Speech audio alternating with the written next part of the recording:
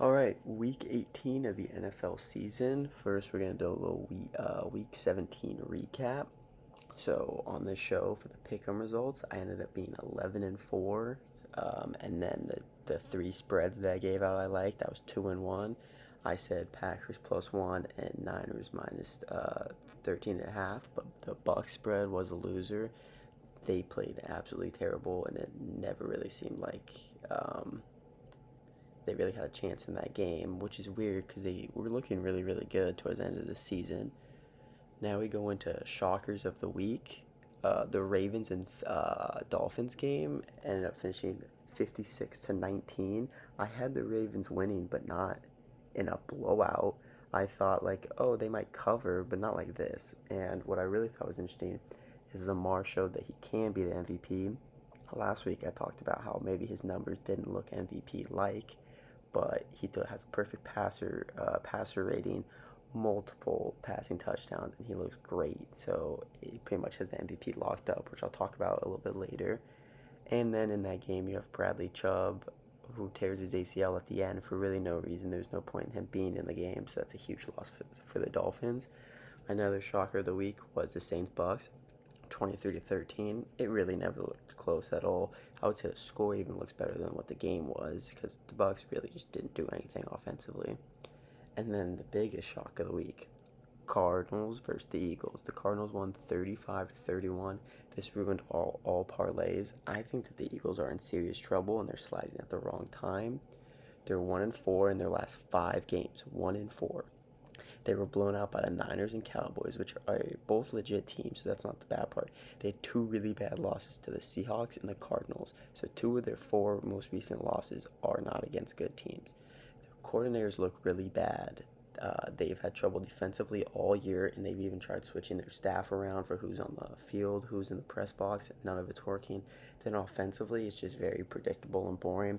All the wide receivers are just running slants, hitches, and go routes. There's no uniqueness to their offense, and which is weird because on both sides of the ball they have so many weapons and pieces, so it doesn't really make sense why this is not working out now. I think the coordinators are a big problem because they were so good last year. And then the last shocker of the week was Packers versus Vikings. The Packers won 33 to 10. Like I said, I had the Packers spread. I thought they would win the game, but it's crazy that the Vikings were favored, yes, by a little bit, but for it to just be an absolute blowout and the Packers dominated and continued their playoff surge. Now, like I said, looking back into the MVP race, Lamar is now the runaway favorite at basically minus 20,000. So that's pretty much locked in that he will win the MVP. And with that being said, Lamar will not be playing today, week 18. Like I was saying last episode, Josh Allen had a chance to make a play at MVP, but he struggled versus the Patriots and did nothing special. They won, but he didn't do anything. So yeah, Josh has no chance of winning MVP, and Lamar is pretty much the runaway. Everyone knows that now. Now moving on to this week 18, some of the two spreads that I really like. It's tough to find them because there's so many teams that are seeing out players, but the two spreads I like are, yes, we're going back to the Buccaneers. It's a must-win game for them to be in the playoffs, so I like the Buccaneers -4. And then the other one I like is the Lions -3.5. They have a chance to move up in their seeding if the Cowboys lose, but their game is before the Cowboys, so they'll have no idea whether or not they need to keep trying. So to them, they need to win that game and try the whole time, so they won't get to put their foot off the gas. So I think the -3.5 is good, especially after the Vikings just got blown out. Then the pick'ems that I have, pick'em money line that I do every week. I skipped a couple of teams and some of the games where a bunch of people are sitting out because I just don't think it's fair to pick those games.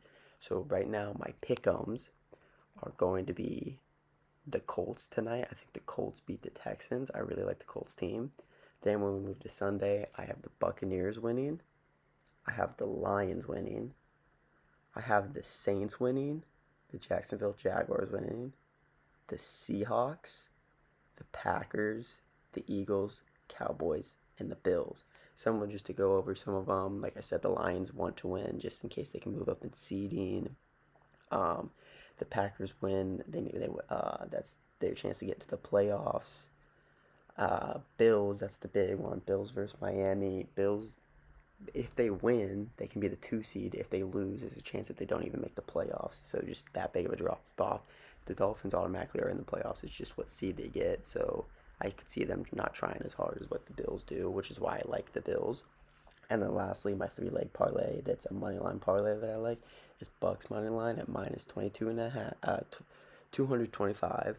Then we have the Detroit money line at minus 185, and then the Eagles money line at minus 230 for a three-leg parlay that adds up to plus 217. Thank you for watching.